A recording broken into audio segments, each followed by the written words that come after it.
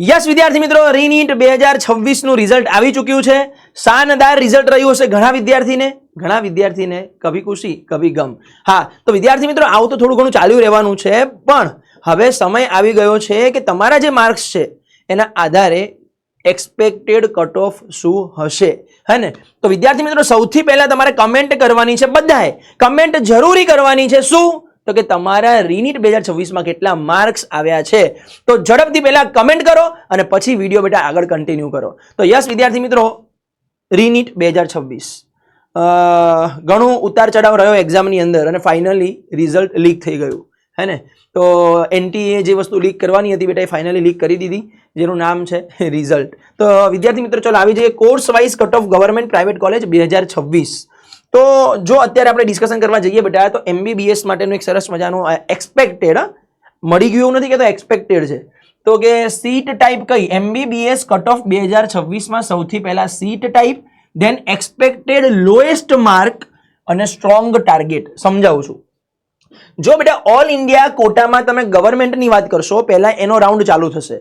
તો all India કોટાનો જે government બેટા સીટ્સ હશે એમાં 550 માર્ક્સ હોય તો તમારે ગણતરી રાખવાની કે કદાચ પહેલા નહીં તો છેલ્લા રાઉન્ડમાં એડમિશન મળી શકે.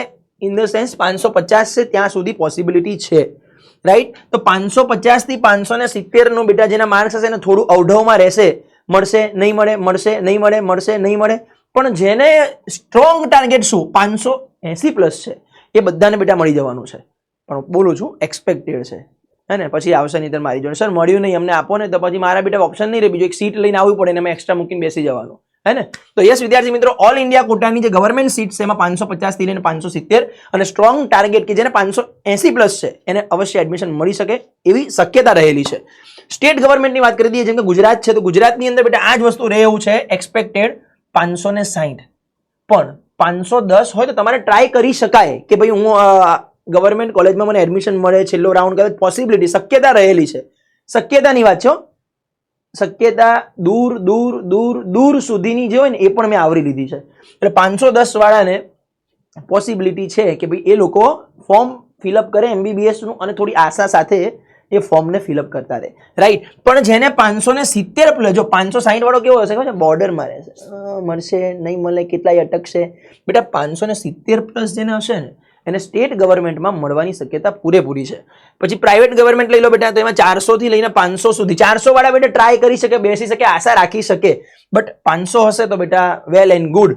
અને એમાંય બેટા જો 500 ની ઉપર જતો રહ્યો બાળક તો વાહ ભાઈ વાહ, મોજે દરિયો, હે ને? આ મળી શકે બેટા. ચલો મેનેજમેન્ટ કોટામાં જઈએ તો 300 થી લઈને 450 ની રેન્જ બેસતી હોય કે બેટા એમાં વિદ્યાર્થી મિત્રો એપ્લાય કરતા હોય અને 450 ની ઉપર હોય તો બેટા સ્ટ્રોંગ ટાર્ગેટ છે. NREમાં તો બેટા પાસિંગ માર્ક હોય 213 માર્ક, રાઈટ? જનરલી એ સીટો ખાલી રહેતી હોય છે એટલે તમે ક્વોલિફાય કર્યું હોય તમને મળી જાય, રાઈટ? Okay sir. અચ્છા, હવે તમને થાય કે સર 213 જ કેમ લખ્યા? બેટા જનરલ અને OBC માટે લખ્યા, EWS માટે લખ્યા છે. OBC SC અને ST માટે 177 માર્ક્સ છે, હે ને? ચલો તો MBBS ના બેટા આ રીતે થશે. તો જેમ કે BMS ની વાત કરી લઈએ, હે આયુર્વેદિક ને કેમ ભૂલાય બેટા? ઋષિ મુનિઓને ભૂલાય નહીં. તો ઓલ ઇન્ડિયાનો જે ગવર્મેન્ટ કોટા છે એમાં 520 માર્ક હોય તો બેટા શક્યતા સૌથી વધારે છે. 475 હોય તો તમે ટ્રાય કરી શકો છો. 525 પ્લસ હોય તો ગેરંટી પૂરેપૂરી, ગેરંટી ના બોલો સર, શક્યતા પૂરેપૂરી છે, હે ને? કે મળી શકે. ચલો સ્ટેટ ગવર્મેન્ટમાં બેટા 430 થી લઈને 400 ની હોય, એટલે 400 ની હોય તો ચાન્સીસ મેક્સિમમ છે. 430 હોય તો એકદમ લોઅર ચાન્સ છે, બટ ચાન્સ છે. પણ 495 ની ઉપર હોય તો બેટા હા હા હા મોજે દરિયો. ચલો પ્રાઇવેટ ગવર્મેન્ટ કોલેજ એમાં 213 થી લઈને 400 એટલે કે ક્વોલિફાય થયું હોય તો તમે એપ્લાય કરી શકો. બટ મળે ના મળે ઇટ ડઝન્ટ મેટર, હે ને? હા, પણ 400 આયા હશે તેના શક્યતા પૂરેપૂરી છે. અને એમાં 400 ની ઉપર ગયો તો બેટા હા હા મળી ગયો, શક્યતા છે. ચલો NRI અને ડીમ કોટામાં લઈ લઈએ બેટા તો 213 થી લઈને 350 અને 350 ની પ્લસ હોય તો તમને શક્યતા રહેલી છે. અને બેટા આવું હોય તો હોમિયોપેથીને કેમ ભૂલવું? તો બેટા BHMS ની અંદર વાત કરી દઈએ તો ઓલ ઇન્ડિયાનો જે ગવર્મેન્ટ કોટા છે એમાં 470 માર્ક તમારે આવી ગયા તો તમે મેક્સિમમ સેફર સાઈડ છો. બટ 420 ની આજુબાજુમાં છે તો એક રેન્જ બને છે 420 થી લઈને 470 કે આશા તમે જીવંત રાખી શકો છો. પણ 475 હોય તો વાહ ભાઈ, ચાન્સીસ પૂરેપૂરા છે. ચલો સ્ટેટ ગવર્મેન્ટ કોટામાં 380 થી લઈને 440. તો કે સર 440 માં શું હોય? શક્યતા પૂરેપૂરી હોય. 380 માં શક્યતા છે ધૂંધળી. અને 445 માં તો બેટા આમાં ક્લીન દેખાય છે મને, ક્લીન. ચલો પ્રાઇવેટ ગવર્મેન્ટ કોલેજમાં ક્વોલિફાઈ માર્ક જોઈએ બેટા, ડીમમાં ક્વોલિફાઈ માર્ક જોઈએ, પ્રાઇવેટમાં 350 હોય તો તમારે ચાન્સીસ વધી જશે હોમિયોપેથિકમાં, અને એની ઉપર જાય તો વેલ એન્ડ ગુડ. તો કહેવાનો મતલબ બેટા આવી રીતની આખું એક કટ ઓફ રહેવાની શક્યતા રહેલી છે, બટ જે તે સમય પર રાઉન્ડ પડશે એમાં કયા વિદ્યાર્થીને કેટલો રેન્ક પ્રાપ્ત થાય છે એના અનુસાર આ આગળનું જે કટ ઓફ છે બધું નક્કી થશે. બટ એક્સપેક્ટેડ આવું છે બેટા, આમાં મને લાગી રહ્યું છે કે વધારે કંઈ ચેન્જીસ નહીં આવે.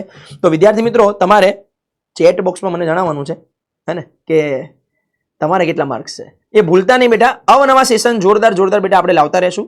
ચલો, જય હિન્દ, જય ભારત, જય જય ગરવી ગુજરાત.